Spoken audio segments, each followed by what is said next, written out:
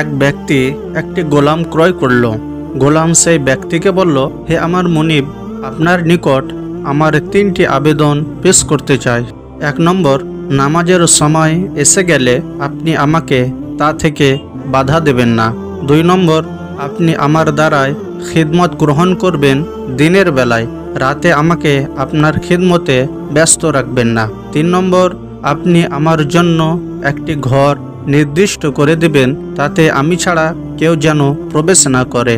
তখন সে মালিক গোলামকে বলল, তোমার সব শর্তকে গ্রহণ করলাম।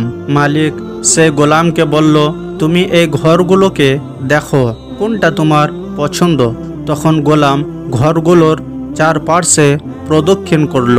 এক পর্যায়ে একটি ভাঙা পতিত ঘর দেখে সেটাই তার পছন্দ হলো। মালিক আশ্চর্য হয়ে গোলামকে জিজ্ঞাসা করলেন, তুমি এই জনমানবহীন ভাঙা ঘর পছন্দ কেন করলে? তখন গোলাম উত্তরে বলে, হে আমার মুনিব, আপনি কি জানেন না, জনমানবহীন ঘরও আল্লাহর ইবাদত বান্দেগীর মাধ্যমে সজীবতা লাভ করে এবং তা মনোরম উদ্যানে পরিণত হয়।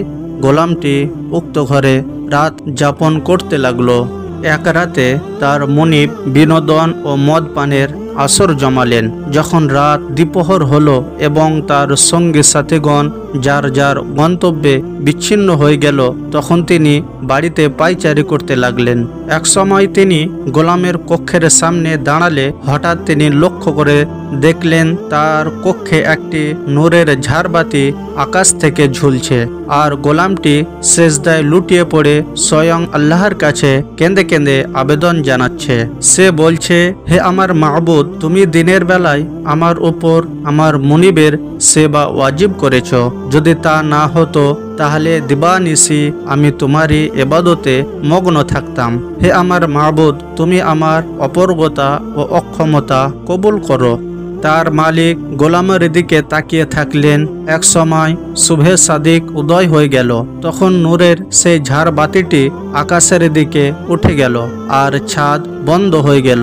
তারপর তার মুনিব তার কক্ষের সম্মুখ থেকে চলে আসলেন। তিনি তার স্ত্রীকে এ বিষয়ে অবহিত করলেন। যখন পরবর্তী রাত আসলো, মুনিব ও তার স্ত্রী সহ গোলামের কক্ষের সামনে এসে দাঁড়ালে দেখলেন ঝাড়বাতিটি ঝুলছে আর গোলাম শুভে সাদিক উদয় হওয়া পর্যন্ত সেজদা ও মুনাজাতে রত রয়েছে। তারপর তারা সকালবেলায় উভয়ে গোলামকে ডেকে বললেন, আল্লাহর ওয়াস্তে আমরা তোমাকে মুক্ত করলাম।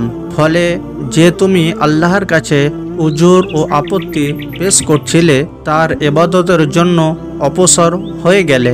তারপর তারা আল্লাহর কাছে যে কারামত ও বুজুর্গে প্রত্যক্ষ করেছেন সে সম্পর্কে অবহিত করলেন।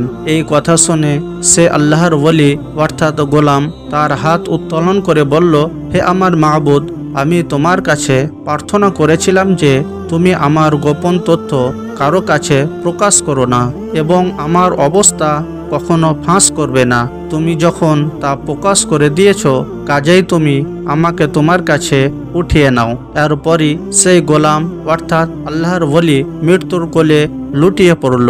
ইন্না লিল্লাহি ওয়া ইন্না ইলাইহি রাজিউন। প্রিয় বন্ধুগণ, আল্লাহ তাআলা যেন আমাদের সবাইকে তার ইবাদত বান্দেগি করার তৌফিক দান করেন। আমিন।